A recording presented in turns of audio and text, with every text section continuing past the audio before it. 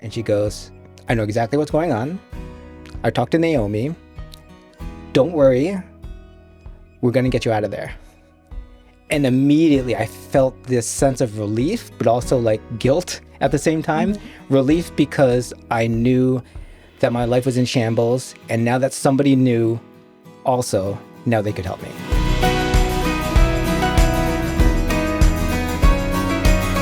I'm going to start with, I introduce who I am, and I say for the people that don't know you, who are you? And that could be literally like cat father, lover of gluten. Yeah. I do love gluten. Cat papa, lover of gluten. We're going to run out of tape. Yeah. Padre di Gatto. Padre di Gatto, yes. Though I had to kick my cat out of bed. That's because I got cool. too allergic. Oh. My cough is much better now after I did that. You're allergic to your cats? Now I am. Oh, I wasn't sucks. Before. Is that like mast cell activation? No, I think it's the autoimmune. Well, that is mast cell. That's like mast cell. Yeah. I don't know what that is. Well, that's like when you become so sensitized to everything that you're just allergic to everything now. Yeah, that's me now. Yeah. Yep. That's why I need the patch. Yeah. The lidocaine. Yeah, and just like, well, that's what Paul was like. You're doing drugs. It's drugs. going to be all over my body. You only 3 at a time. What do you mean 3 at a time? Whatever the prescription is going to give me, that's how many. And this is a good start to jump in on now, because today I'm here with one of my friends who is, spoiler alert, a drug addict, as evidenced by his use of the lidocaine patches. So it's my dream. I know. Really I see him. He tried to get it in my backpack earlier. I said, "Get out of here! Knock it off." So my name's Isabel. Welcome to the Sober Spill. Today I'm here with my friend Thuan, lidocaine patch addict, and a myriad of other things. For the people that don't know you, who are you? For the people who don't know me, my name is Thuan, and I used to be the wellness director here at Mountainside. Also worked at another rehab. So I've been in this field for 14 of my 15 years of sobriety. That's crazy. It's crazy. It really is. Yeah. Yeah. That's crazy. And it's good at least at like 14 out of 15 years. And as you know, we have a lot of clients that immediately after getting out of treatment, they're like, I work here. I wanted to do that. I even wrote a letter and said, this is why you should make an exception for me. What were some of the reasons? Like charming? No, that I was doing the right thing on the outside, and that I'm probably like way further along than anybody who is in rehab right now, who's an extended guest, things like that. And they just poo-pooed it. And I was just like, I'm so glad that I did because I wasn't ready. Well, yeah, I could tell by you being like, I'm better than everybody else that's here. Yeah. And my humility was like really low at that point. So I said I was really humble. Yeah. Hashtag so even humble. Though they even though the letter did not portray that at all. Yeah. No, you're like, completely. I'm a really good hang. And my hair is wonderful. And my hair is glorious. And you need more like multicultural people. So yeah. Yeah, there you go. Yeah. You're like, this looks good for you guys. Exactly. Actually, I'm actually doing it for you. Yeah. Selfless. Yeah, because especially getting into the field, I always tell people, I'm like, working in the field can be bad for your sobriety. Like if you're not working, it at least warrants working a better program and doing more self-care, which I think is something that it actually was really bad for me during COVID. Because during COVID, all the meetings shut down. And I thought that all I had to do was go to work, and work became my program, which is completely horrible. And people have told me not to do that. And what happened was that when I went on vacation, like a staycation or something like that, I had no friends. I had no network, and I didn't know where to go for recovery. And I remember one day I was, I think it was a Monday, that I was on vacation and I was still doing work. And by noon, I was just like, I can't keep on doing this. Like, I'm supposed to be on vacation. Yeah. And so I looked up meetings, and I went to an AA meeting in Great Barrington. I sat down. I hadn't been in an AA meeting for like 3 years. Sat down. I looked at the room. It was in a church basement. And I thought to myself, this is why I hate AA. And I kept on telling myself, don't leave. Do not leave. Just sit here. I just sat there, completely uncomfortable, didn't know anybody. And then when people started to share, I thought to myself, this is why I love AA. Because I kept on hearing things that I needed to hear. Totally. And that's what I was even talking to a client. We had a client who was like, I'm leaving. And I was like, please don't do that. Just earlier today. And he was like, there's no one here who understands me. Like, I don't relate to anybody. And I was like, you might feel that way here. And I get that. Like when I was scholarship to a treatment center. And so when I was like talking about my like low down, what's the word, debaucherous experiences, and other people were kind of coming from different circumstances. I'm like, you don't understand me. I was telling him, I'm like, if you go to AA, that's where you're going to find the people that are like, oh, real recognizes real. Like, you know what I'm talking about. And keep on looking for different meetings, because the people that you want to be with may not be in that meeting. And you just don't like throw it all out. Well, yeah. And I think that's also like, when they're like, no meeting is a bad meeting. Like, I've been to some meetings that suck. So like, bad. If I'm being So real, bad. yeah. I made it bad. Oh, yeah. My vibe, horrendous. Yeah. They said, I do not want to sit next to her. Well, yeah. One time I was chairing a meeting and I started laughing when someone like would share and they weren't saying something funny. I'm not going to say it on camera. I'll tell Thuan after in confidence. But yeah, you got to check yourself. The energy you're bringing isn't always good. Oh, totally. Sometimes it's you. Yeah, no, sometimes I'm the problem, and that's okay. Like, that's fine. I love me for that. So, how long have you been in recovery now? What's your sober date? I've been in recovery for almost 15 years. My sober date is 12/13/10. Oh, so it's coming up. Yeah, very soon. Saturday. Yeah, so just don't mess around in the next couple of days. You know, one day at a time, who knows? I may I may do something stupid, but I know that I'm pretty sure that I'm not. I feel confident. That's the whole, whenever anyone says that, I always want to knock on wood, but it'll mess up the sound quality, so I can't. So I'm not trying to... There's wood right here. I'm not trying to damn you to anything bad, but I just don't want to... Well, that's a first. Yeah. Yeah, for everyone that's listening to Thuan and I, we've squashed some pretty heavy beef to be here today. I'm not sure if it's squashed, though. I know that there's still beef. It's squashed. I'm just wondering whether or not how far to take it. He's wondering if he should hate crime because in the parking lot. I was called, antagonistic this morning. So I'm not sure whether...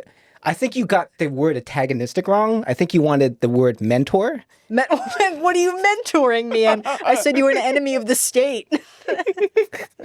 Being an enemy of the state. I think that's where you want to go. And I think I know how to get you there. So an agent of chaos. An agent of chaos. That's what I'm saying. Yeah, I need to You always look towards the people who have what you want. That's really beautiful. Right? That's what I'm saying. Yeah. I have what you want. So. And so a lot of these principles, they make for really good sobriety. So. And we don't twist the slogans at all. No, never. Never. No. One Thuan is too many. And 1,000's just never enough for me. So when you you got sober 15 years ago. Just about 15 years ago. Almost. Yep. Which is crazy. And so we don't have to go back through your entire history, but what was the moment that led to you making the call for help? I didn't. Oh, I did not make the call for help. You faxed? No. My sister found out what was going on from a friend of mine, Naomi. And Naomi told her everything that was happening. And my sister called me up one night on a Sunday night. I saw her name. And I was like, yeah. I'm like, this is important because she never calls me. And I pick it up and she goes, so are you alone? I was like, no. It's like, get to a private place. So I go into my bedroom and she goes, I know exactly what's going on. I talked to Naomi. Don't worry. We're going to get you out of there. And immediately I felt this sense of relief, but also guilt at the same time. Mm-hmm. Relief because I knew that my life was in shambles. And now that somebody knew also, now they could help me. But then I was also I've been hiding this for such a long time. But she was just so gentle with me. And she told me exactly what's going to happen. She said, if things happen, if I can find a place really fast, this is gonna move really fast. And she said, it's Sunday night. Naomi's gonna try and pick you up. She's like, how long can it take you to leave your apartment? I was like, I've got things to do. I've got and I had nothing to do. I was unemployed. Things to do. Exactly. Yeah. Things to do. And she was like, no, I talked to Naomi. She's gonna pick you up after work on Monday. And so my sister called me on Sunday night, and by Thursday morning, Naomi was driving me to SeaTac, getting me ready for rehab. And I was on my way to rehab Friday morning. And how long had you been using without your family knowing at that point? I'd been using for a long time. My using started in New York City, but it didn't get really bad until Seattle. And when I got to Seattle, I started doing crystal meth, one line in the morning. And I thought to myself, everybody else drinks Starbucks. Everybody else has coffee. That's what I'm saying. Yeah. So this is my coffee. I actually stopped drinking coffee because that was the thing that I needed. So just one line in the morning, I'd be okay for the rest of the day. Yeah, so if anybody is looking to quit coffee. This is the way to do it. Yeah. So yeah, this is the way to do it. So for a while, it was just one line in the morning, and then a big project came my way. And I thought that I had to be at work, longer hours, I had to be on point. And I think I averaged maybe 3 nights of sleep a work week for 3 months. And the funny thing is that the project that I was working on went on without a hitch. I got a standing ovation at my sales conference. And I remember being on stage and I thought to myself, look what I just did. I did this entire thing while I was high. I'm high right now and nobody knows. And I'm getting a standing ovation. And it validated what I was doing.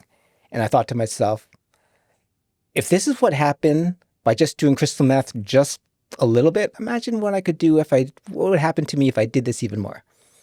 I got my raise, I got my promotion, and within a year, I got fired because they couldn't trust me anymore. I was just up all night.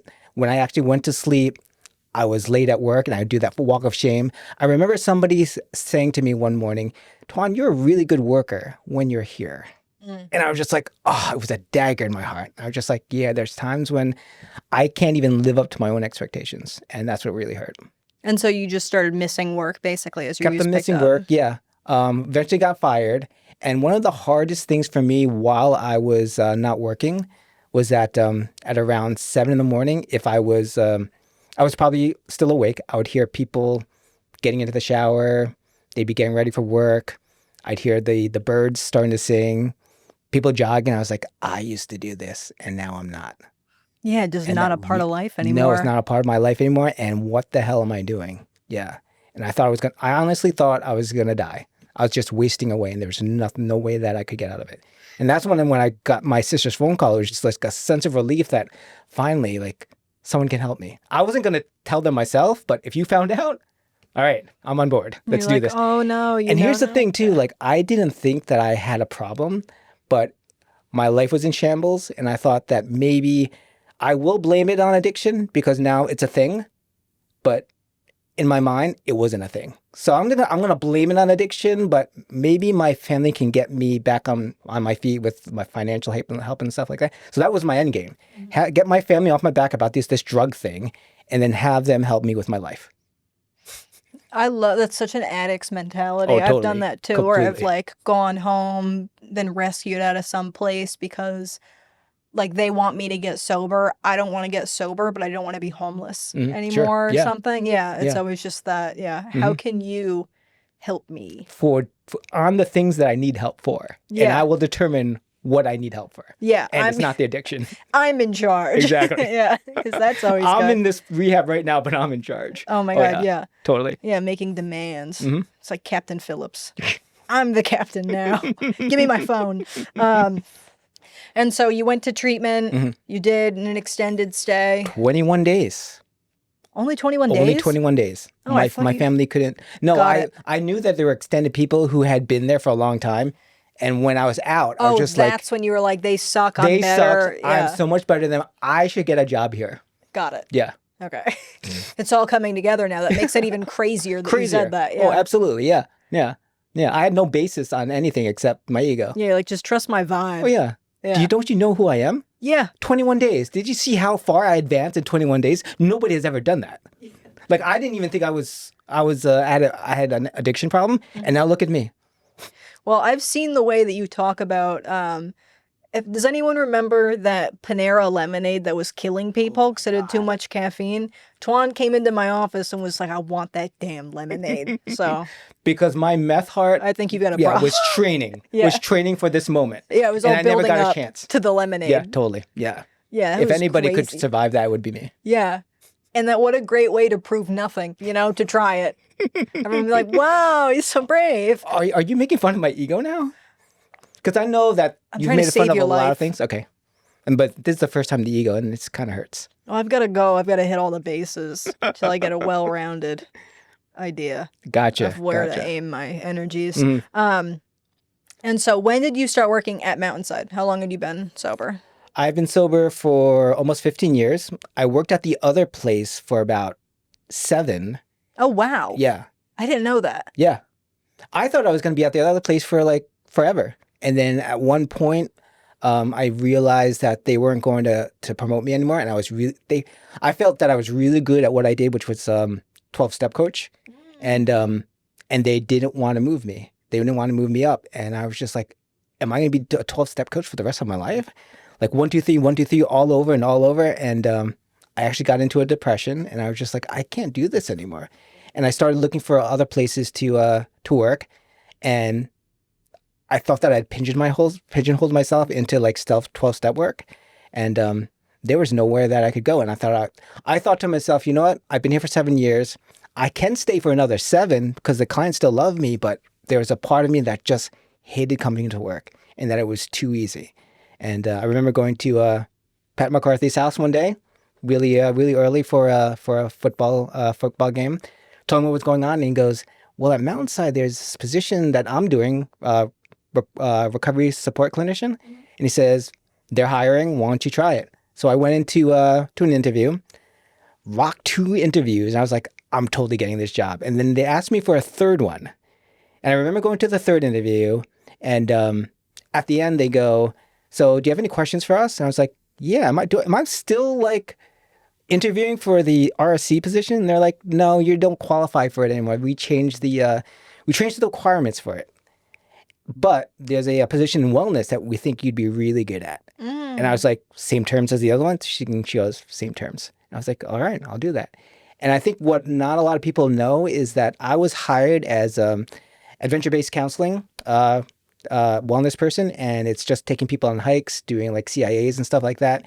And eventually, I just felt like I wanted to go over to MBS, and I just started doing yoga with yoga instructors. I started doing MBS things, and when COVID hit, they moved me over to MBS. So now this monster that you of MBS, you say, it started out here. So that's so interesting. Yeah. I didn't know that you worked. I mean, I knew you did AA before getting into Dharma, because I feel like anyone who has long-term time in Dharma usually starts. Yeah, totally. Yep. AA. Yeah. Write that down. Sorry. And it's a great foundation for recovery. Totally. So whenever anybody else asks me, like, do I have to do the steps? Do I have to go? I was like, I would, because it's a systematic approach to recovery. Whereas Dharma is just like this abstract thing where you have to like work all of the Eightfold Path at the same time, and that's really hard to do. But if you have a systematic approach to recovery, and what I love about the steps is like the 12 steps says having had a spiritual awakening as a result of these steps. So you're telling me that there are steps that I have to do. There's a recipe for a spiritual awakening, and I'm not going to do it. I'm going to try to see if it works. And it worked. It was unbelievable that it worked for me. And so when did you get into Dharma? I got into Dharma during COVID. Okay. During COVID, I started reading the book. Actually, when I came over to Mountainside, people already, for some reason, they thought that I already like knew like refuge recovery and all that kind of thing. And they were like, we want you to start it here. So I was like, okay. Oh. And then I had to like research it and everything else. And I actually started the refuge recovery meeting here at Mountainside, and then we moved it over to Recovery Dharma when my group moved out to Recovery Dharma. So I started learning it here actually. What's your Enneagram number? My Enneagram number, I believe it's the one where I think it's a 9, where I want peace so much that I will surrender my own peace for the peace outside. Interesting. Yeah. And that completely describes me. I knew you'd have an Enneagram. Yeah. I haven't asked anybody else. I like the Enneagram a lot. I like numerology myself. I'm a 369. I don't know what that means. 3 means I'm highly sensitive. Okay. 6 is perfectionism. And 9 is a natural leader. Well, so for the Enneagram and for my Myers-Briggs, both of them are, if you look at which Enneagram and which Myers-Briggs is most likely to have like suicidal thoughts, it's Really? both of those. So one validated the other. Yeah, it's like Nice. It's like the sad one. It's like this tortured artist, like Can I whatever. just have a sad one, Yeah. even if it's not the number, because I resonate with the sad one. Yeah, that's what Amy Poehler was like. Can you believe some people are 4s? How do you get anything done? And I'm like, dude, I don't know. What's a 4? I don't know what a 4 is. It's I think it's The Loyalist. The Loyalist. It's the one that's like sad, Yeah. and like really sensitive. Which was funny because I make a lot of phone calls for my job, and it's like jobs you shouldn't do make phone calls. And I was like, well, I'm here, I'm good at it, so I'm gonna keep doing it, I guess. I have to do it now. It's part of my job. Yeah, period. But sometimes, you know, I used to have a really hard time with public speaking, and the jobs that I've had have forced me into like leading groups and stuff like that. So Yeah. sometimes I feel like the jobs that you put yourself into are going to help you grow. It's not, it's God, It's baby. not exactly. Mm-hmm. And Yep. so something that I think is important to talk about, and you and I talked about sharing too, is at one point while you were working here, you had to take a break for your mental health. Yep. Describe that process and what was making that decision like? Oh, it's probably one of the hardest decisions I've had to make because I'm the type of person who works really hard or thinks that I work really hard. You're a 9. Yeah, totally. Absolutely. And to make that admission that I am now depressed, that I'm not going to meetings, I'm not doing anything to help my mental health. And something happened at work. I got criticized at work by somebody that I thought was like a friend of mine. It was me. I'm just No, kidding. but with your criticism though, and I know how to take it. Yeah, it's especially when it's online. Yeah. But this was just like, it came out of nowhere. Yeah. And I was just like, I thought to myself, I do so much work for you guys. I have like shielded you from things, and this is the way that you treat me? Are you freaking kidding me? And I was just like, yep, no appreciation here.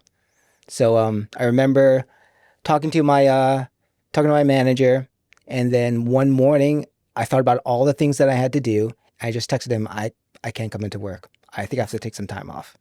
And like I said, like that's probably one of the hardest things for me to admit because I feel like I can work through anything. And just to say that I am not feeling well and that I need to take time off from work, that really hit me hard. And even during the time that I took off of work, I was just like, are you abandoning like your department? And there's part of me who was like, maybe if my department does well with me not there, do they really need me? And if they're not doing well, man, am I abandoning them? So I couldn't win. Could not win. And there's a lot of bravery in like taking, because it's also working with people, you need to be able to show up for them. Totally. Otherwise you're doing a disservice to the clients. Pat always describes it as you can't be, like if you're burnt out, you need to take time off because it's like these clients are showing up and you're already sick of them and you don't even know them. Yeah. And so the difference for me was that I always felt like I was delivering for the clients.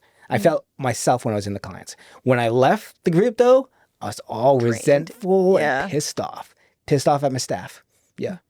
Yeah, and that's like not healthy. No, it's not healthy at all. It's not a good space to be in. Because they really didn't do anything. And it was me just like, oh, I feel like I yes, I overreacted, completely overreacted. But then the overreaction turned into something real. And that's like, I mean, that's draining and that makes you feel bad about yourself because then your actions aren't aligning with who you want to be. And so what did you do for yourself during that time period? Because obviously, I mean, boredom is terrible to experience. Horrible. Oh my God. Yeah. Especially when you're not working, there's no structure. Yeah, I do so much to avoid boredom at all costs. I read alcoholically, check my phone, harass my husband, anything, you know? Yeah. Oh, poor Ryan. Poor guy. Shout out to Ryan. You're doing your best. You are. And we appreciate you. We appreciate you so much. God bless. But I mean, what did you do? Like, what actions did you take during that time off? During that time, a new meeting started off in Great Barrington called On Awakening at 7 a.m. And I told myself, I have got to get to that meeting every single day. Even if I'm feeling bad, I've got to get to that meeting. So that's what I did. And the interesting thing was, though, I felt like I was checking off these boxes and nothing was working. I was just going to meetings. Wasn't really connecting to people. I'd share once in a while, but like this, I had this nagging feeling like this is not working and I don't know what to do about it. I remember talking to a therapist. I got a therapist during that time. And she said, you need to have like little wins during the day. Like if you brush your teeth, get a sticky, put on your thing. If you drink water before coffee, write it down. And then eventually you're going to have like these little dopamine hits that you're not getting right now because you are not doing anything. So I didn't do that yet. I'm going to these meetings and I don't feel like anything is happening. And there's this, there's this great little story about this. It's about somebody who's teaching a class, and he said, when you read scripture, you put the scriptures on your heart. And one of the students says, why do we just put it on the heart? Why doesn't it go in the heart? And the teacher said, because only God can open up your heart. And if he can open up your heart, the scriptures will fall inside. And I felt like I was doing all the work, but nothing was falling inside. And I remember one day I completely isolated, didn't go to a meeting for a couple of days, woke up, had all this work for FMLA. I had all this paperwork, and I was just like, I got so overwhelmed.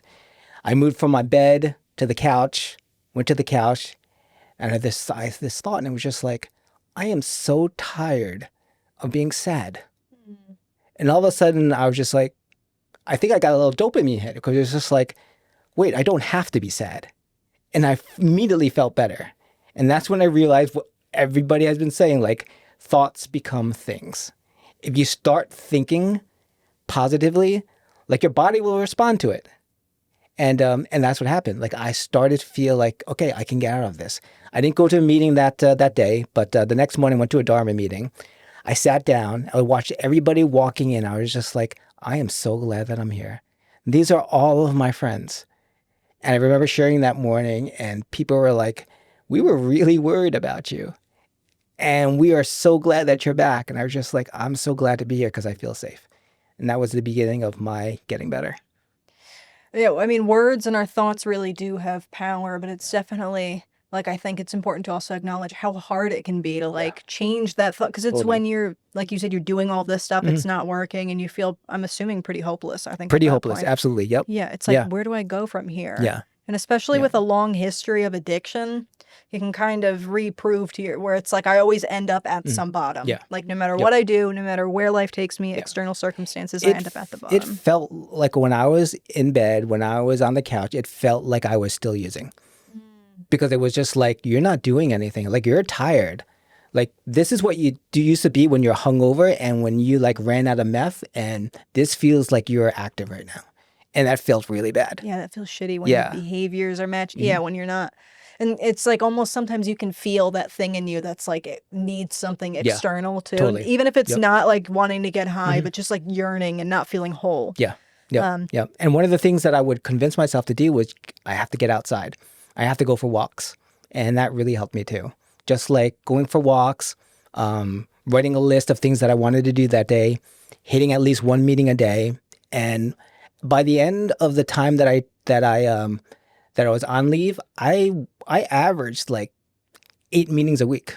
Oh, wow. Yeah. So I was going to meetings. I was like doing the right thing. And then when I was going to go back to work, I told myself, I need to get to that 7 a.m. meeting. And I actually told my new manager, I was just like, I've got to get to the 7 a.m. meeting or I'm not going to be feeling well. So I'm going to start work at 8:30. And she said, okay. Nice. So I went to the 7 a.m. every single day until I had to start teaching yoga and qigong, which starts at 8 o'clock. And I would leave a little early, but that was the meeting that I had to go to. Yeah, choosing you. Yeah, totally, absolutely. And the meeting just started in January, and it was 2 blocks from my house. Yeah, you can't not go. No, you can't. No, it's right there. How did your cats support you through all my of this? Cats always knew when I was feeling down, and my tuxedo Maverick, he would always like snuggle up next to me, like when I was really down. But when I wasn't, he was just like all over the place. He's a little aloof. He's got stuff to do. Yeah, I know. Seriously, he was the cat that when he was really small, I'd be in bed, and I would imagine him in my mind, just visualize him coming up the stairs and lying down next to me. Within 30 seconds, he would always do that. You've mind melded. But then he stopped because then he became an adult cat, and he was like, "Oh, frick that! Yeah, you're just like, I'm mind control. You're too desperate. Exactly. You're too desperate for me." That's even. I saw a post this morning. Christina Green posted it. She's a recovery coach here. She's an angel. I love her. And it was something about a cat and how having like a cat, someone just to like bear witness to your experience and be there as a rock for you. Like there's something so special about that. And I saw it and I started crying and I put it on my story and someone was like, oh my God, I saw this and I'm crying. And I was like, it's such an anchor. It's just this little guy that just hangs out with me. Just loves you. Yeah. He poops on my floor. He lives in my house. I love Doesn't him. pay rent. Yeah, doesn't do anything. Messes stuff up, but he's epileptic. He's constipated to the point it's a medical emergency. I can't even stop. I can't talk about it right now. And so you came back to work. Yep. And do you want to start talking about the most recent issue? Sure, absolutely. Yeah. So I started feeling chronic pain on May 21st, 2 days after my 51st birthday. If anyone put a curse on him, it's not funny. I know those Etsy witches can get stuff done, but... Yeah, seriously. Like, I felt...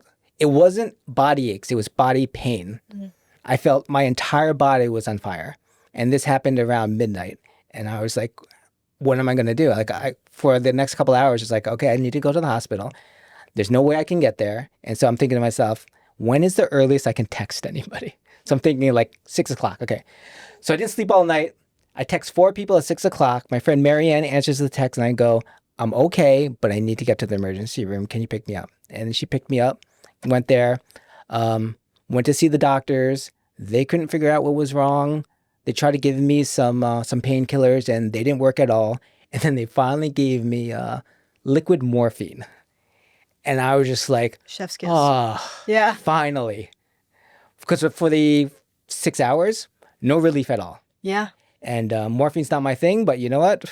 Today it is. It gave me relief. And I was like, okay, this is all right. But they were running tests and everything. They couldn't find out what was wrong with me. And they sent me home with, I think, acetaminophen and something else. And that did not touch the pain at all. And so the next day, I'm just like, this really hurts. Like, but I'm not going back to the emergency room because I just saw the bill. And that's a lot. Yeah. And so I did a telehealth thinking that maybe they could prescribe me something. You can't get prescribed like opiates or anything on telehealth. So they gave me muscle relaxers, which didn't work at all again. So for the entire weekend, I'm just like completely in pain. I don't know what to do. I'm thinking on Monday, I'm going to go to urgent care. Have a friend take me to urgent care. She was the one that advocated for me for pain meds. And she's like, well, the morphine helped him when we went to the emergency room. You gave him a prescription for it. So he gave me a little prescription for it. And it worked the first night. Second night, it didn't work. And so I'm in complete pain. I can't sleep. And I don't know if you've ever had chronic pain and not been able to sleep, but it's like one of the worst things ever. Because every time that I put pressure on any part of my body, it would turn into pain. And so like the bottom of my legs would hurt if I was lying down. If I was standing up, like if I was sitting down, other parts of my body. So I couldn't get any rest. And eventually it moved to just my arms and my legs. And then eventually just hands and feet. But during that entire time, like the doctors, I've gone through so many doctors and specialists, and they still don't know what's going on with me. During that time, for the first 2 months, I've just was pretty bedridden, not doing anything. I can't get to meetings. And I remember my friend Becca told me when she found out what was going on with me, I think it might have been a month into me staying at home. She said, I'm going to make a commitment to you. I'm going to see you, I'm going to check in with you once a week. And you don't have to do this alone. And I was just like, oh, I can't believe because she said like, it's really hard to be sick and to be alone at the same time. Yeah. Because I didn't have any family.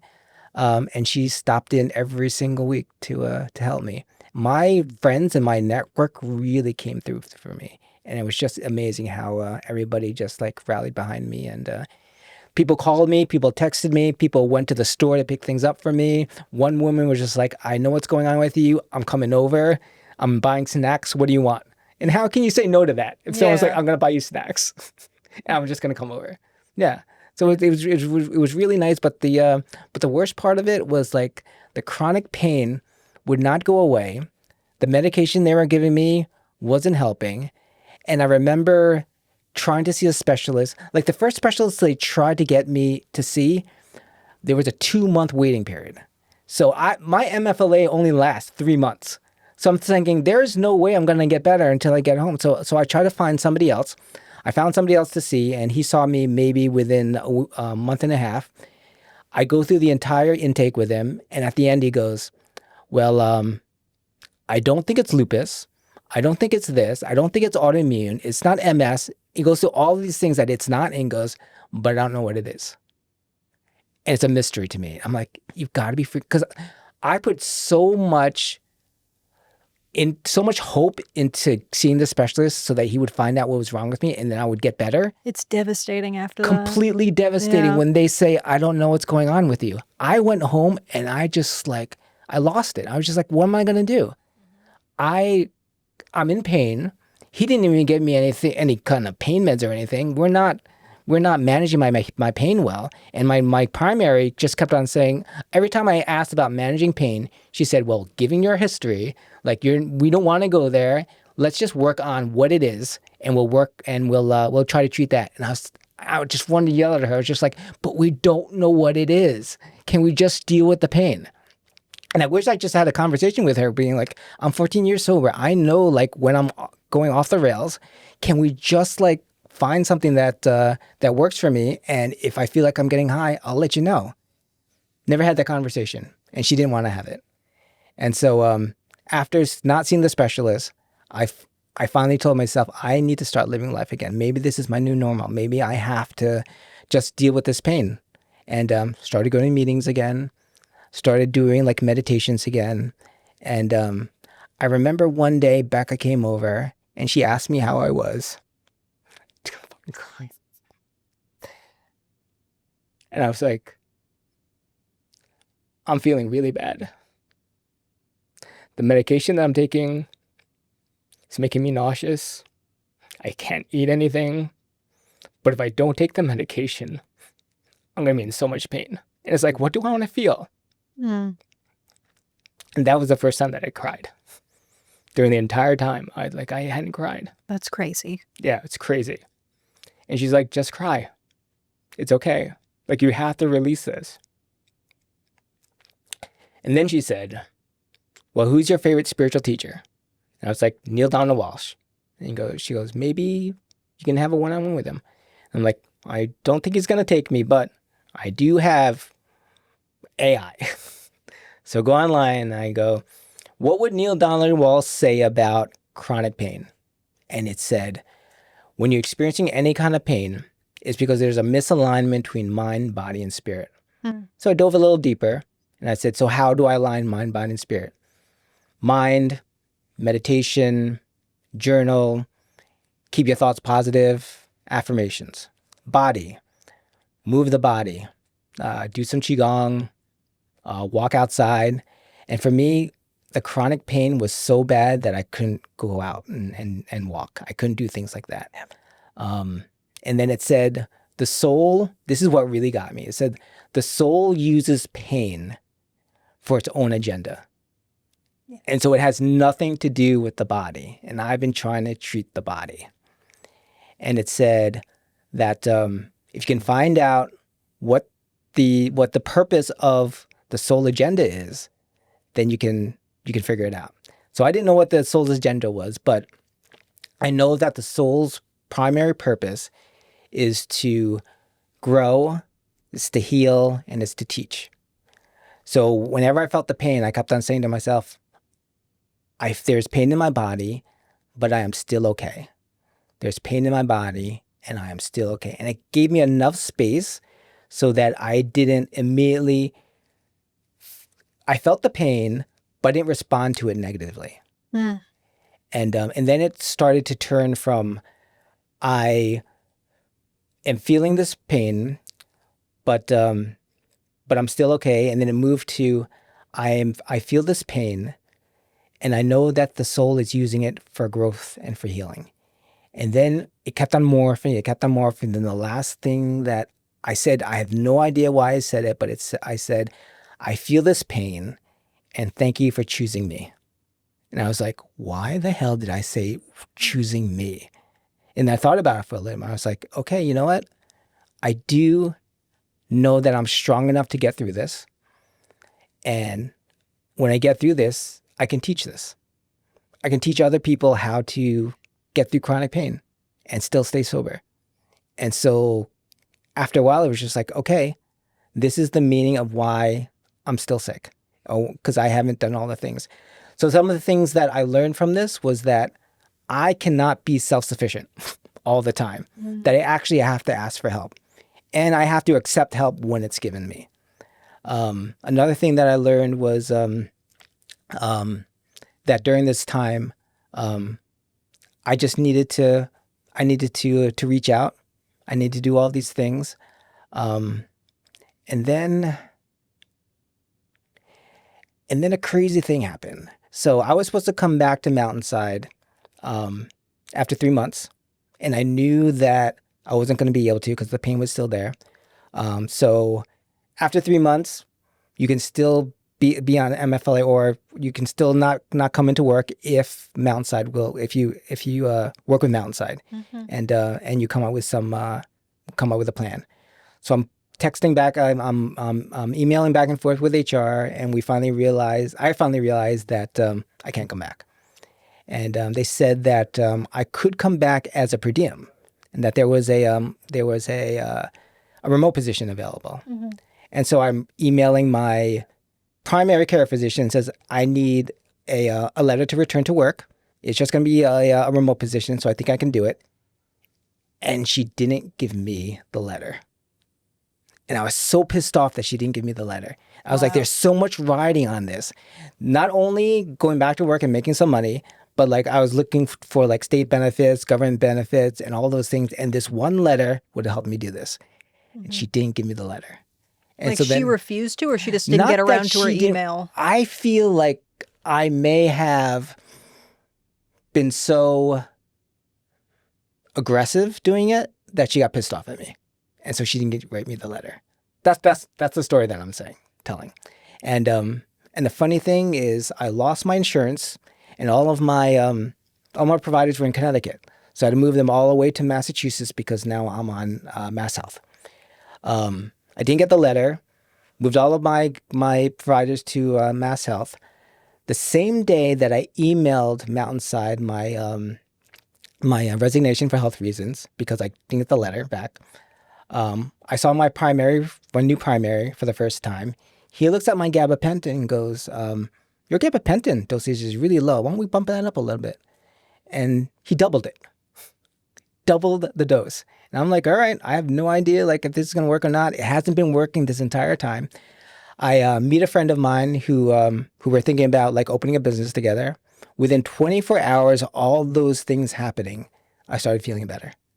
It was almost like the universe saying, if you get better earlier, you would have gone back to Mountainside. I want you to go back to Mountainside. I want you to take a chance on yourself. And once I made that decision to take a chance on myself, I started feeling better. Well, the mind-body connection's crazy because it's like if you won't give yourself a break, your body's going to make you give a break. Like totally. Your body's going to demand that you slow down. And I believe so much in whatever's out there that it's just like, there's a reason why this is happening to you. I just didn't know. I don't think I ever lost faith in the universe or my higher power, but I did question the meaning of the pain that I was undergoing. And why is it taking so long? And now it's just like, oh, now that all that has happened, it's like, oh, now I get it. Well, it can feel so helpless. And I almost started tearing up when you were talking about going to that appointment, expecting some sort of solution and just being like, well, I don't know, like figure it out. Because I've been in that position and that's unbearable. It is. It really is. Feeling helpless, being in so much pain. When you have pain that like or Advil's not going to cut through, it's like, what do I do now? Yeah. Like, and what you're do the I do specialist. now? You're supposed to tell me. Yeah. Yeah. My expectations were too high on that one meeting, I think, instead of being like, you know what, this may not work out. And be okay with that. I think it's also okay to expect more from like certain medical providers, especially there's so much that isn't known about, and there isn't like, there's a proven like mind-body connection in terms of health issues, but that isn't integrated into Western medicine. Totally. Very much. And so I think a lot of providers, it's like, because even the way the delivery is on that, being like, I don't know what it is, and like, here's like a colleague I can consult with or someone I can talk to. Anything. He said he was going to consult with a colleague. He would ruminate on it, and he'd be in touch with me. Never got in touch with me. Yeah. He didn't take me on as a client at all. Like, I was dismissed. Yeah. Yeah, I cannot stand that. And I think that's also why with working at Mountainside and being in touch with alumni a lot of times, like if alumni have an urgent need and like maybe they haven't been able to get through because they haven't had the right number or the right email address, or things just get lost like in the minutia sometimes, I'm like, I will get this done for you and I will get this done now. I will be aggressive if I must. Yeah. Because I'm like, no, I'm like, everyone needs to feel heard. We need to get this figured out. Yeah. Yeah. And where are you at today? Where am I at today? Right now, I don't feel much pain at all. You have nice, delicate little hands. I'm just looking at... My hands are, because it's so... The problem with my hands is that I now have Raynaud's disease. I've always had that, girl. Holy crap. Just going through the produce section in the grocery store, I feel like I feel frostbitten all the time. Yeah. Like purple. And I get that we're outside my ears because it'll like stint circulation, my toes, my hands, my nose. And you should hear Ryan yell at night when we're in bed and I put my hands or my feet on his stomach and he's like, ah! Do not put it on his stomach, under the armpits. No, That's good. I'm going for the kill. Don't go for... Adding somebody else into this thing, that's... I get it now. Oh. Yeah. Okay, I get it. I forgot it was you. Yeah, you forgot who you're talking to. Yeah. This is a professional setting and we're on camera, so I haven't been letting the freak flag fly, but you forgot, I completely forgot, Sorry, Ryan. Shout out to Ryan again. Yeah, once again. Consolation. Yeah. But so what... And so where are you at today? Sorry, before I got off track with your delicate little hands. They still don't know what's wrong with me. We're treating it as if it's lupus. Okay. I will see a specialist in January at Tufts Medical Center. So we got better doctors.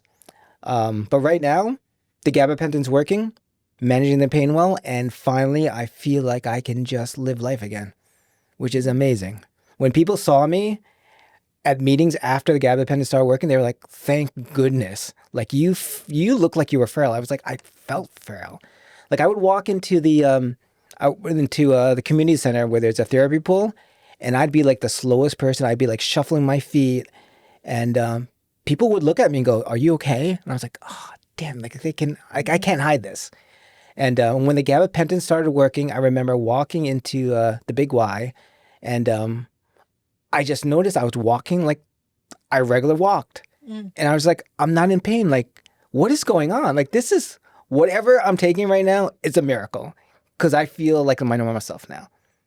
And it's so hard, too, to even, especially for people who are like hyper independent or perform very highly professionally, it's hard to admit that like your body's betraying you or that there's something, especially like with like hidden disabilities or stuff that you can't tell that you're in so much pain. Like you can tell something's wrong, but it's hard to be like, I need to sit down right now, or like I need, like asking for that can be very challenging. And people, when they just look at me, it's like, you're really fit.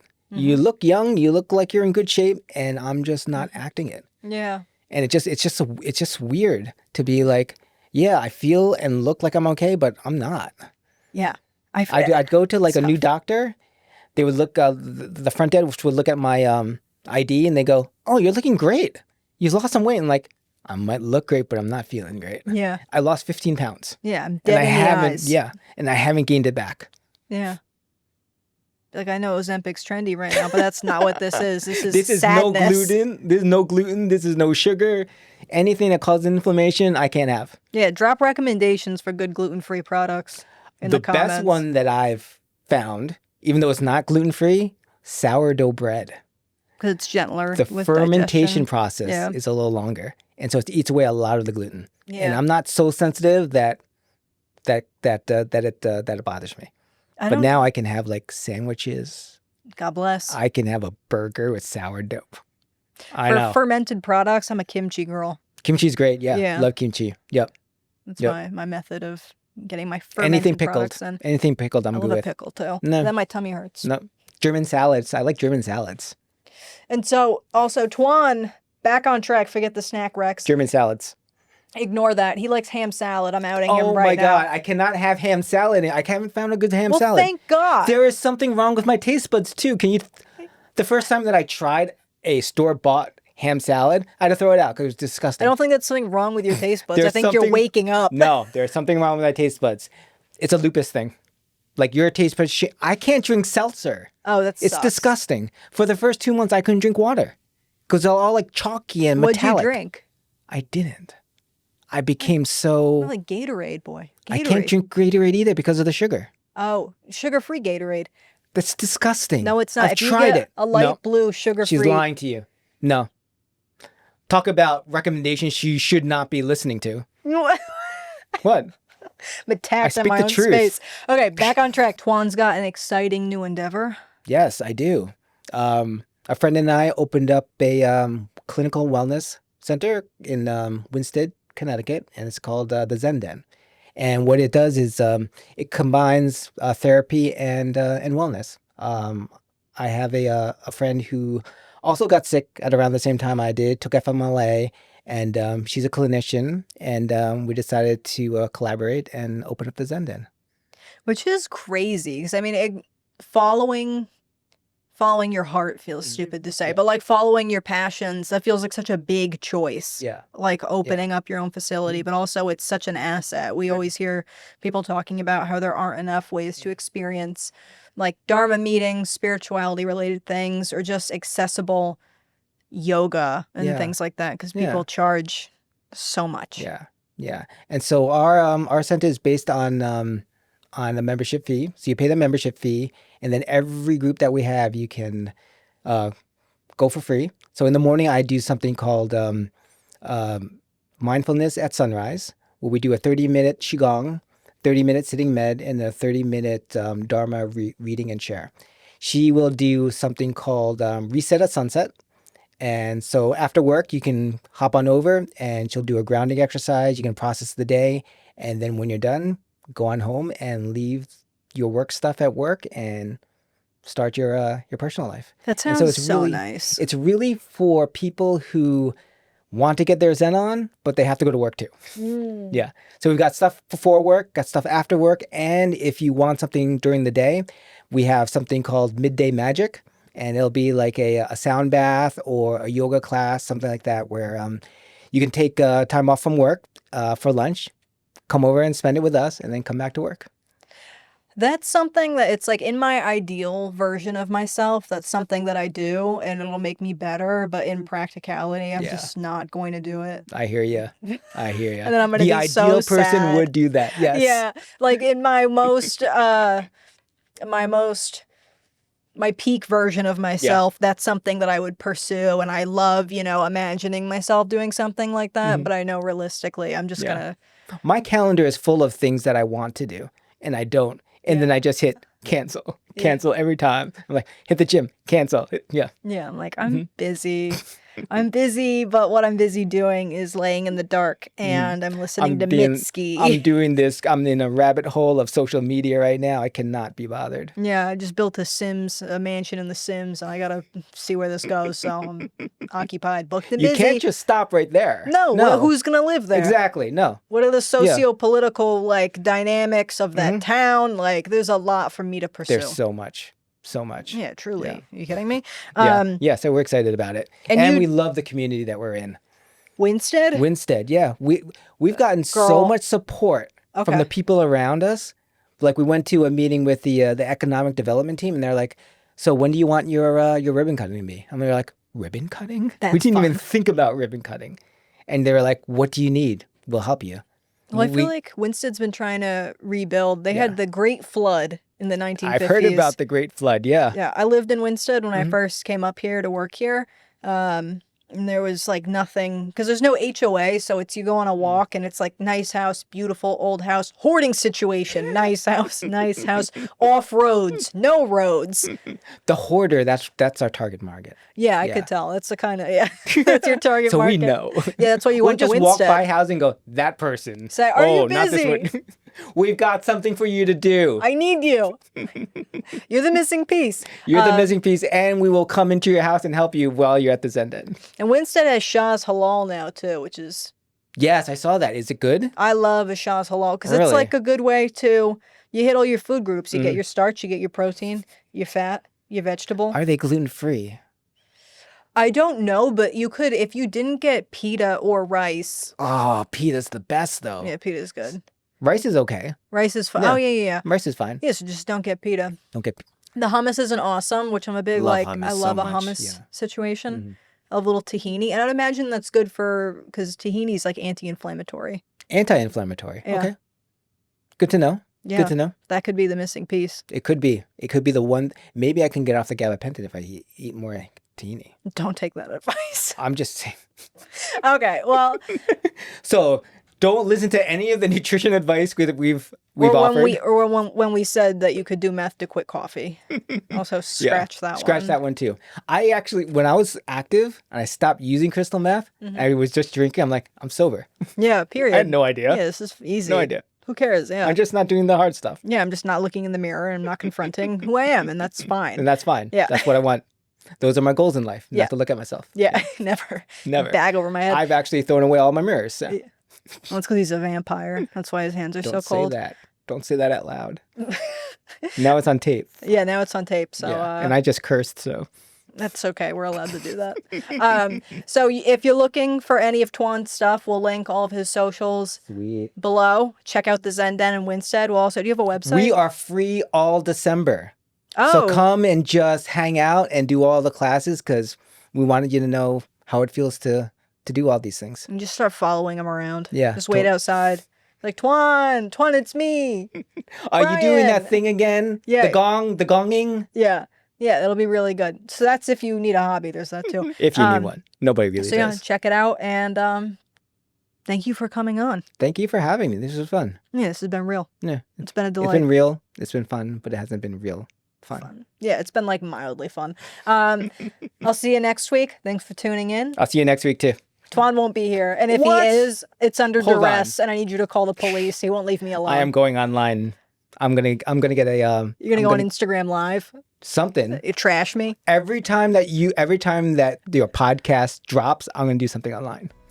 Try it. Okay. So I'll see you next week too. Yeah.